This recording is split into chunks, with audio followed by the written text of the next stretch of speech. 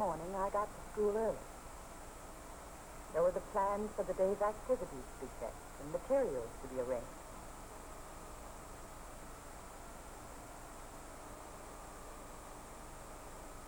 But the thought of Ada kept recurring in my mind. Could her interest in art be used to help her overcome her school maladjustment? Why, Ada, hello. What brings you here so early? I hope I'm not bothering you. But you said you wanted to see my drawings.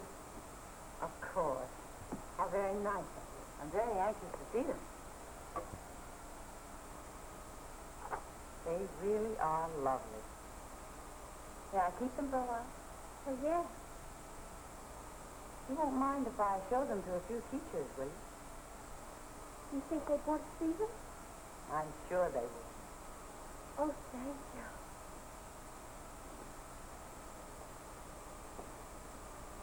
I was moved by Ada's early visit. I felt confirmed in my belief that art pointed the way to her improvement.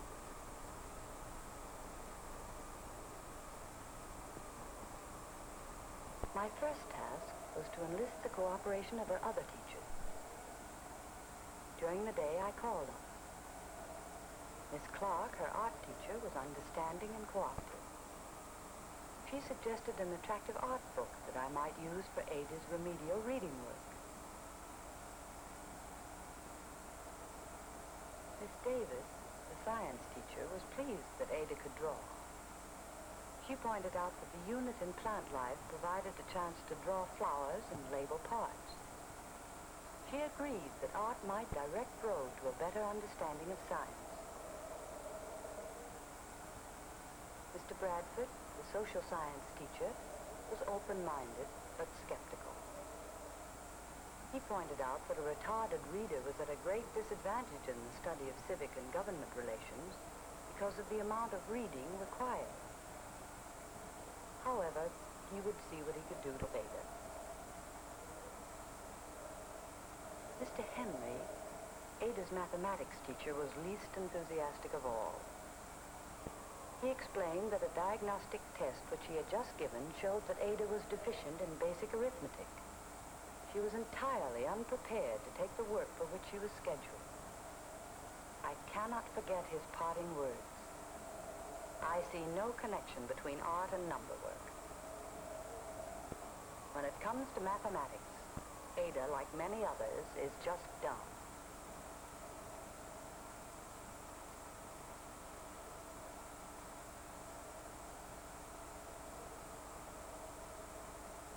My efforts for Ada, although not completely successful, at least gave her a better than even chance in her other subjects. My own plans then began to take more definite shape. During the supervised study period, I gave Ada the art book suggested by Miss Clark. I determined to let her alone for a while and see what happened. Then I made my rounds with the other pupils.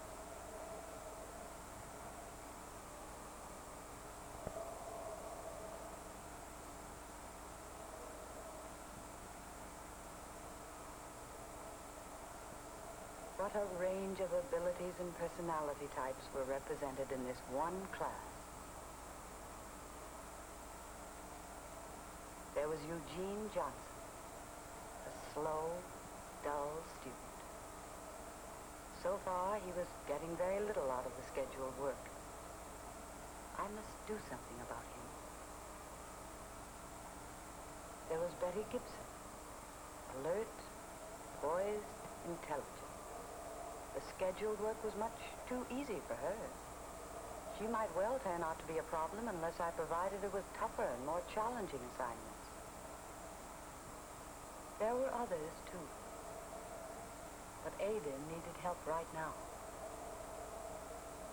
One of the basic difficulties in all her subjects was her retardation in reading. If only her reading could be improved, her general level of achievement would be raised.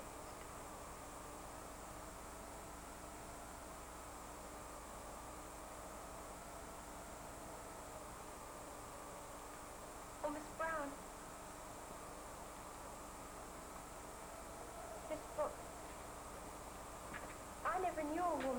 like Mary Cassatt? They're wonderful pictures, aren't they? Oh, they're beautiful. It says here she was an American and lived most of her life in Paris. Do you think I could take this book home with me, just for tonight? Why, yes, I think so, Ada. You may keep it a little longer if you like. Oh, thank you.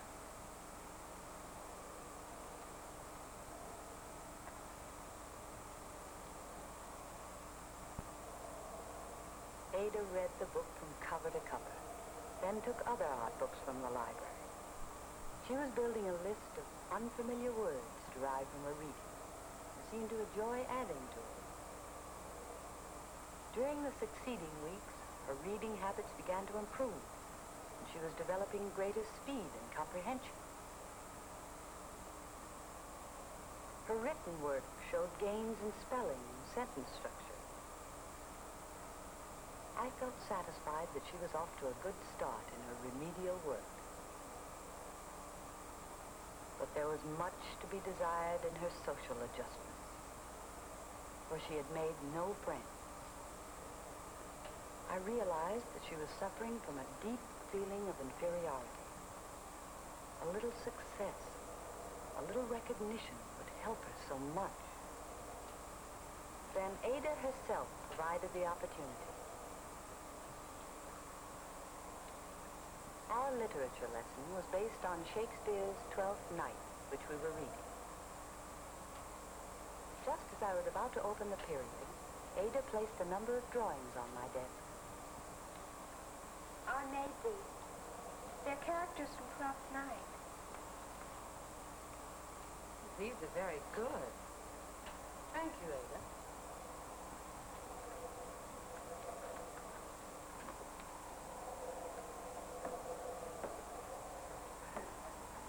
I have something here that may interest you.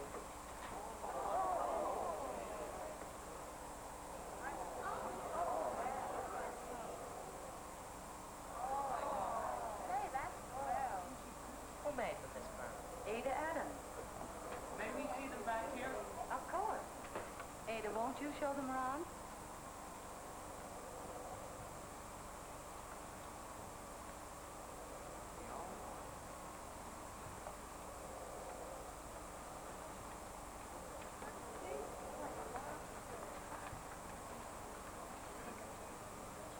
Gee, they're good.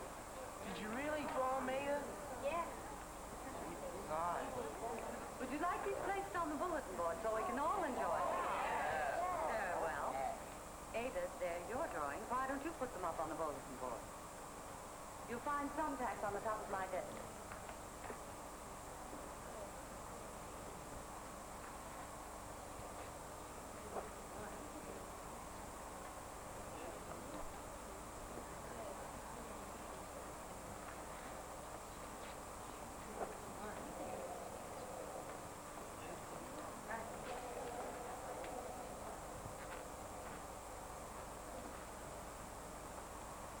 Thank you.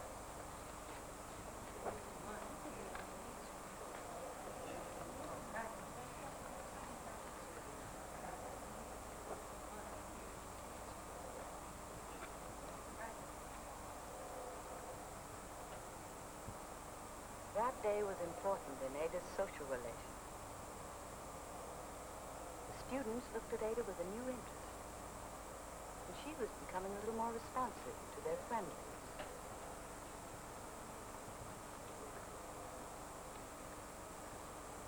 Following the dramatization period, an event occurred that helped Ada further in her... Maria, and you'll play the clown. I don't think you come in for a moment, Mary. Why don't you stand over there and make an entrance? All right, we ready? Now. Nay, either tell me where thou hast been, or I'll not open my lips so wild as a bristle may enter in the way of thy excuse. My lady will hang thee for thy absence. Let her hang me. He that is well hanged in this world needs to fear no color. Peace, you rouge, no more. Vera, I think that's pronounced rogue. Peace, you rogue, no more of that. Here comes my lady. Make your excuses wisely, you were best. Wit and to be thy will. Put me into good fooling. God bless thee, lady. Take the fool away. Do you not hear, fellas? Take away the lady. All right, fine. That'll be all. That was a very nice reading. I suggest that you read The aloud. suggestion was made to present scenes from Twelfth Night as a class project. Miss Brown, couldn't we use some of those scenes in a play? The students readily agreed. What do you think about that? Yeah. Would you like to? Under a student chairman, committees were selected to carry out the plan.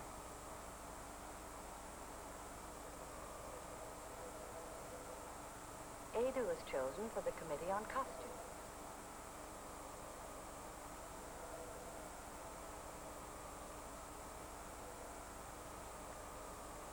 The groups met during oral reading periods. Ada's committee had the responsibility of both designing and making the costumes. We have to decide what kind of material to use for the costumes. Well, how much money do we have for the material? Well, so far the business committee collected $9.70. But if we spend all the money for costumes, we won't have any left for refreshments after the show. It's a shame not to have any refreshments. We could use crepe paper for costumes. Crepe paper comes in many nice colors and is cheap. Don't make so much noise. Shall we use crepe paper? Sure. Boy, I hope they have chocolate cake at the party. I could go for some right now. No, you ought to be on the refreshment committee instead. The costumes committee worked in my room during lunch periods and at odd times. I get 5 1/4 yards from the beauty costume. What do you get? I get 4 1/2. Oh, now listen, girls, you've got to figure these measurements right. We don't want to waste crepe paper and use up refreshment money. But you know, it isn't so bad working with figures this way. More fun than those stupid problems they give us in school. Especially with their X's and Y's and things. I don't see why we have to study that stuff anyway. We never use it. But you do have to know arithmetic to measure and cut out costumes. Of course, but what they teach you in school doesn't help. You have to figure out things like this for yourself anyway. Look, girls, we're never going to finish this way. I've got an idea. Why don't you all come over to my house tomorrow afternoon? We can work there and have lots of fun. Good idea. Then you come? Sure. Naturally. I may not be able to come. Oh, Ada, please try and come. All right. I'll try. Okay. Somehow Ada managed to go. Her experience at Sally's proved very important for her. It was so new and exciting that she told me about it herself. The girls had had a pleasant afternoon, working, stopping for tea, keeping up a steady stream of gossip that young ladies find so wonderful. Ada was thrilled by it all. I have an idea. Why don't you try on this costume, Ada? Oh, yeah. Well, if you want me to. Sure, come on.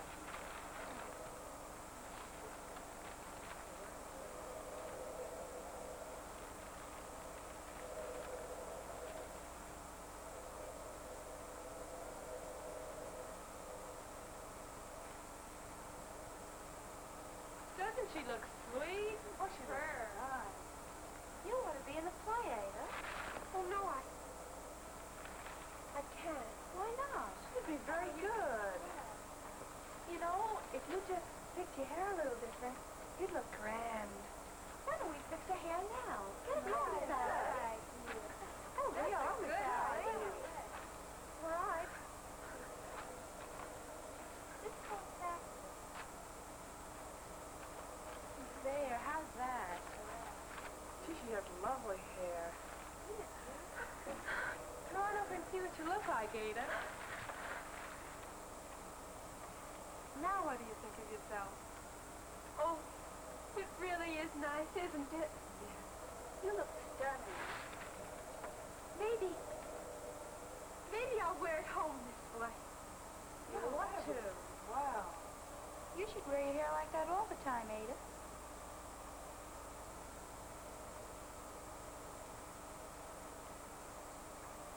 At home, Ada confronted her mother. Well, what kind of nonsense is this, wearing your hair that way? It's the latest style. All the girls wear it this way. Oh, they do, eh? Let me see. Makes you look more grown up. Well, I am growing up. Let me look again. That ain't too bad. Oh, you young people, what will you think of me? And you like it? Well, I wouldn't say I like it. Plain you do. Then you'll let me wear it this way. Well, I guess you are growing up. Oh, thank you, Mom. The skirts. Oh, I wish I had some clothes like the other girls. They all look so nice. I don't want much. Just a sweater and a plaid skirt. Sweater. Well, I may be able to get you one. Oh, Mom, I'd love that. I have a woolen skirt that's been hanging in the closet for years. Maybe I can cut it over to fit you. But it ain't plaid. Oh, Mom, I'd just love to have a skirt, even if it isn't plaid. I'll be good and healthy, and mine's a baby. All right. Now get along with it. I'll see what I can do.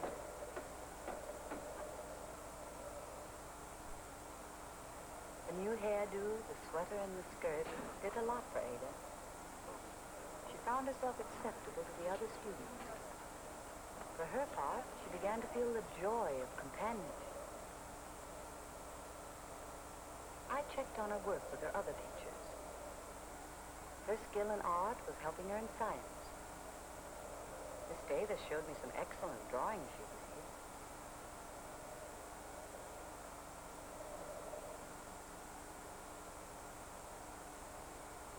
Her notebook was one of the best in the class. Her work in civics reflected her improvement in reading skills. She was doing passing work.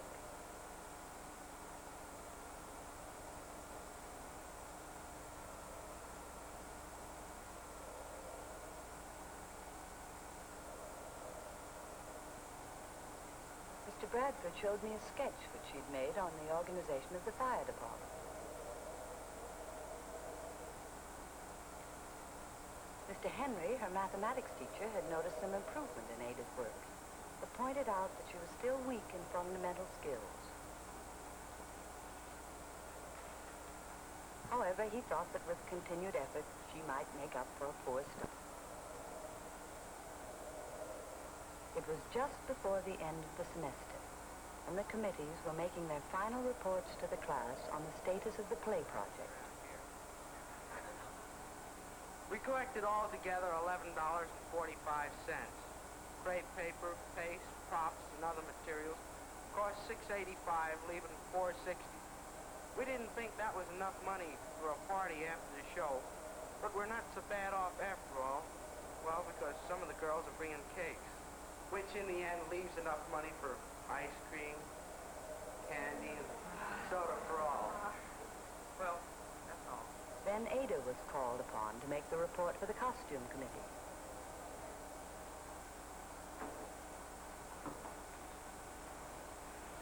She had designed the costumes, and the girls on the committee insisted that the job of reporting was rightfully hers. They themselves acted as her assistants. At first, when we began to make the costumes out of crepe paper, we were a little worried. But after a while, we saw that it was going to be all right for itself very nice. This is the costume for Lady Olivia. In those days, women wore ruffs around their necks and buckles. This is the costume for the Duke Frederick. The men's clothes weren't too comfortable either, and besides, they had to wear swords. Eugene Johnson made these swords with some shiny aluminum paint. They look very nice. This is the costume for the jester. In those days, the costumes always had to be in deep contrast. As she talked, I couldn't help recalling the pleased her during her first attempt to speak in front of the class. We're trying to get bells for his head so that he can accompany himself when he sings so naughty.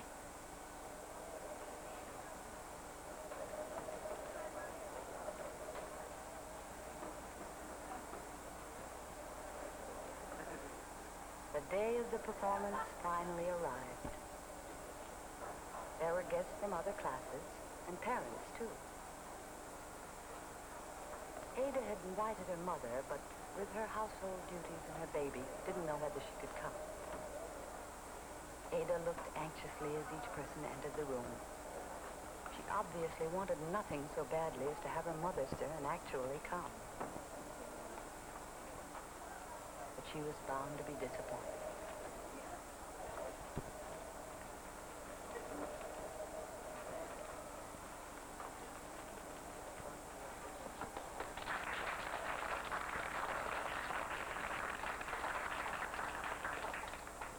Welcome to our play.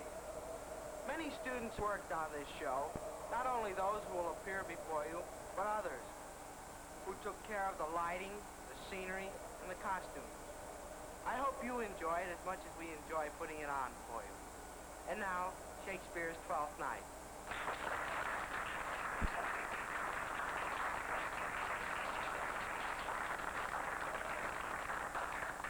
If music be the food of love, play on. Give me the excess of it, that surfeiting the appetite makes sickening so die. That strain again, it had a dying fall. Oh, it came on my ear like the sweet sound that breathes upon the banks of violet, stealing and giving odor. Enough. No more. It's not so sweet now as it was before. Oh, spirit of love, how quick and fresh art thou, that notwithstanding thy capacity, receives thee. Naught enters there. Of what? Soe'er. It falls into abatement and low price, even in a minute. So full of shapes. I was torn between the performance on stage and the drama of Ada being enacted before me. With the help I was able to give her, Ada had come a long way. But she still had far to go. Methought she heard the air of pestilence. That instant was I turned into a heart, and my desires like fell into... There were deeper currents in Ada's life than I could touch. How now? Currents that sprang from her environment. Yes, even her heredity. What will happen to Ada? That will depend to a large extent upon the strength she draws from her future school experience.